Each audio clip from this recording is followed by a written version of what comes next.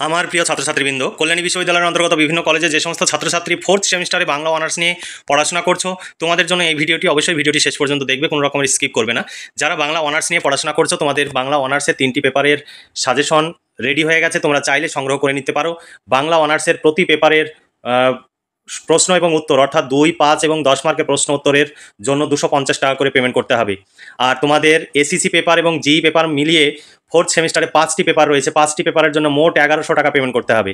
1100 টাকায় তোমরা complete notes পেয়ে যাবে, এর বাইরে কোনো প্রশ্ন উত্তর করতে হবে না। এইগুলো পড়লে পরীক্ষায় তোমরা সমস্ত প্রশ্নই কমন পাবে, তোমরা নিশ্চিন্তে পরীক্ষা দিতে পারবে। আর আমাদের কাছ থেকে নোটস সংগ্রহ করলে তোমাদের অর্থ এবং সময়ের সাশ্রয় হবে। তাই দেরি না করে আজই নিচে দেওয়া হোয়াটসঅ্যাপ নাম্বারে যোগাযোগ করো এবং এই নোটসগুলো সংগ্রহ করে তোমরা পড়াশোনা শুরু করো। দেখো, 4th semester Bangla honours ACC 2 paper বড় প্রশ্নের সাজেশন।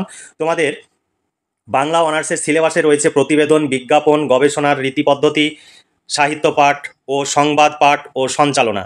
এই তোমাদের সিলেবাস, এই নতুন সিলেবাসের উপরে আজকে তোমাদের সামনে বেশ কিছু সাজেশন ভিত্তিক প্রশ্ন উত্থাপন করছি। এই প্রশ্নগুলো তোমরা অবশ্যই ফলো করতে পারো, আর আমাদের কাছ থেকে চাইলে নোটসগুলো সংগ্রহ করে নিয়ে পড়াশোনা করতে পারো।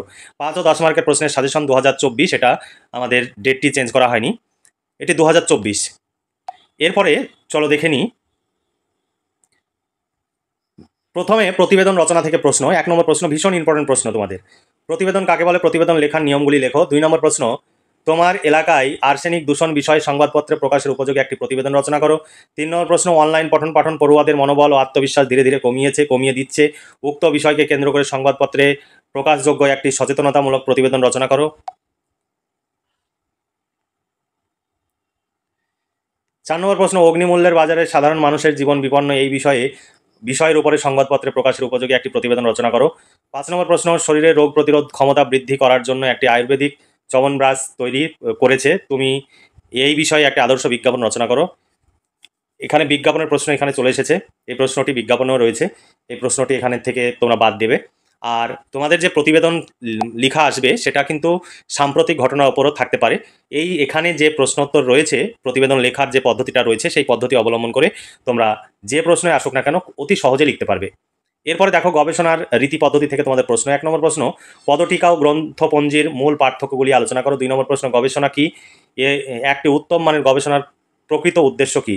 তারপর 3 নম্বর প্রশ্ন, গবেষণার তথ্য সংগ্রহ কিভাবে করা হয় সেই বিষয়ে একটি প্রবন্ধ রচনা করো।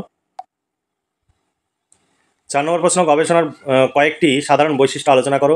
5 নম্বর প্রশ্ন, গবেষণা সাধারণত কত প্রকার? গবেষণার ধরন, বিভিন্ন ধরনের শ্রেণী সম্পর্কে আলোচনা করো। 6 নম্বর প্রশ্ন, উদ্ধৃতি কয় ভাগে ভাগ করা হয় ও কী কী? উদ্ধৃতি ব্যবহারের সাধারণ নিয়মগুলি আলোচনা করো। 7 নম্বর প্রশ্ন, গবেষণাপত্র লেখার পদ্ধতি বিষয়ে আলোকপাত করো। 8 নম্বর প্রশ্ন, অনলাইন পঠন পাঠন ও উচ্চশিক্ষার হাল হকিকত বিষয়ে একটি গবেষণাপত্রের সংক্ষিপ্ত সার রচনা করো। এরপরে চলো বিজ্ঞাপন রচনা থেকে প্রশ্ন। বিজ্ঞাপন রচনা। 1 নম্বর প্রশ্ন, ব্যবসায়িক বিজ্ঞাপনের মাধ্যমে কি কি বিষয় জানা যায়? একটি ব্যবসায়িক বিজ্ঞাপনের দৃষ্টান্ত দাও। 2 নম্বর প্রশ্ন, বিজ্ঞাপন কাকে বলে? শহরে ফ্ল্যাট বিক্রি হবে এই বিষয়ে একটি বিজ্ঞাপনের খসড়া লেখো বা খসড়া রচনা করো। 3 নম্বর, এটি সিরিয়াল নাম্বার একটু গণ্ডগোল হয়েছে। মুদ্রিত সংবাদপত্রের বিজ্ঞাপন ও টেলিভিশনের বিজ্ঞাপনের পার্থক্য আলোচনা করো। 4 নম্বর প্রশ্ন, শরীরে রোগ প্রতিরোধক ক্ষমতা বৃদ্ধি করবে এমন একটি আয়ুর্বেদিক চ্যবনপ্রাশ তৈরি করেছে, তুমি এই বিষয়ে একটি আদর্শ বিজ্ঞাপন রচনা করো। 9 নম্বর প্রশ্ন, একটি রক্তদান শিবিরকে সাফল্যমণ্ডিত করার জন্য একটি আকর্ষণীয় বিজ্ঞাপন রচনা করো। 10 নম্বর প্রশ্ন, আন্তঃ কলেজ একাঙ্ক নাটক প্রতিযোগিতাকে সফল করতে একটি বিজ্ঞাপন রচনা করো। 11 নম্বর প্রশ্ন, কোনো একটি দ্রব্যকে বাজারজাত করার জন্য একটি বাণিজ্যিক বিজ্ঞাপন রচনা করো। 12 নম্বর প্রশ্ন, বৃক্ষরোপণ কর্মসূচিকে সার্থক করে তোলার জন্য জনসচেতনতা বৃদ্ধির উদ্দেশ্যে একটি সার্থক বিজ্ঞাপন রচনা করো। 13 নম্বর প্রশ্ন, আর্সেনিক মুক্ত নিরাপদ জল পান করার জন্য জনসচেতনতা বৃদ্ধির উদ্দেশ্যে একটি বিজ্ঞাপন রচনা করো। সংবাদ পাঠ ও সঞ্চালনা। 1 নম্বর প্রশ্ন, সংবাদ বলতে কি বোঝো? সংবাদের বৈশিষ্ট্যগুলি লেখো, অথবা সংবাদ কাকে বলে? সংবাদ পাঠের নিয়মগুলি লেখো। 2 নম্বর প্রশ্ন, সংবাদ পাঠের সময় সংবাদ পাঠক বা পাঠিকা বা সঞ্চালকের ভাষাগত বৈশিষ্ট্যগুলি লেখো। তোমরা এই সমস্ত প্রশ্নের উত্তর পেয়ে যাবে মাত্র 200 টাকায়। শর্ট প্রশ্ন এবং বড় প্রশ্ন উত্তর সহ কমপ্লিট পেয়ে যাবে। আর বাংলা অনার্সের সিসি 8, 9 এবং 10 তিনটি পেপারেরই নোটস রেডি আছে, তোমরা চাইলে সংগ্রহ করতে পারো। বাংলা অনার্সের প্রতি পেপারের জন্য 250 টাকা করে পেমেন্ট করতে হবে, তোমরা চাইলে সংগ্রহ করে নিতে পারো। তোমাদের জিই পেপার রয়েছে, জিই পেপারের জন্য 200 টাকা পেমেন্ট করতে হবে। শর্ট প্রশ্ন এবং বড় প্রশ্ন উত্তর সহ পেয়ে যাবে। আর তোমরা যদি 5টি পেপার একসঙ্গে নিতে চাও, 5টি পেপার একসঙ্গে নিলে মোট 1100 টাকা পেমেন্ট করতে হবে।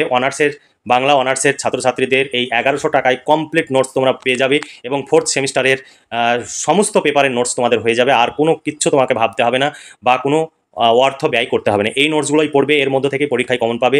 তোমরা এই বিষয়ে নিশ্চিন্ত থাকতে পারো, আর তোমাদের কখনোই টাকা মার যাবে না, আমাদের তোমরা নিশ্চিন্তে বিশ্বাস করতে পারো। আর কখনোই আমাদের কাছে কোনো রকমের দামাদামি হয় না, তোমরা দামাদামি করবে না। আর এই ভিডিওটি বন্ধুদের সঙ্গে বেশি বেশি করে শেয়ার করবে, যাতে তোমার মতো তারাও উপকৃত হতে পারে। তারপরে 13 নম্বর প্রশ্ন দেখো, সফল ও ভালো বা সুদক্ষ সঞ্চালকের গুণাবলী সম্পর্কে আলোচনা করো। ভীষণ ইম্পর্টেন্ট প্রশ্ন। টেলিভিশন বা রেডিওর ভালো সঞ্চালকের গুরুত্বপূর্ণ বৈশিষ্ট্য সম্পর্কে আলোচনা করো। টেলিভিশনের সংবাদ পরিবেশনের মূল কাঠামো বা প্রস্তুতি পর্ব সম্পর্কে আলোচনা করো। 5 নম্বর প্রশ্ন, সংবাদ পাঠের সঙ্গে সম্পর্কযুক্ত 5টি কাজের সংক্ষিপ্ত রূপ যুক্ত শব্দ ও তার অর্থ লেখো। 6 নম্বর প্রশ্ন, সংবাদ পাঠ বলতে কী বোঝো? সংবাদ পাঠের ক্ষেত্রে ভাষা ও কণ্ঠস্বরের গুরুত্ব কতখানি? যেহেতু তোমাদের নতুন সিলেবাস, সেই কারণে অল্প সংখ্যক প্রশ্ন দেওয়া সম্ভব নয়। পুরো সিলেবাসটা এখানে কভার করা হয়েছে। তবে যেগুলো স্টার চিহ্ন দেওয়া রয়েছে সেগুলোই তোমাদের জন্য সাজেশন। আর এই যে প্রশ্ন তোমরা দেখতে পাচ্ছ, এই সমস্ত প্রশ্নের উত্তর পিডিএফ কপিতে থাকবে। সঞ্চালনা বা উপস্থাপনা বলতে কী বোঝো? সঞ্চালনা বা উপস্থাপনার প্রস্তুতি পর্ব সম্পর্কে আলোচনা করো। টেলিভিশনের সংবাদ পরিবেশনের প্রক্রিয়া বা মূল আয়োজনটি নিজের ভাষায় লেখো। 9 নম্বর প্রশ্ন, বেতারে উপস্থাপনা প্রসঙ্গে একজন ভালো বেতার উপস্থাপকের বৈশিষ্ট্য বা গুণাবলী সম্পর্কে আলোচনা করো।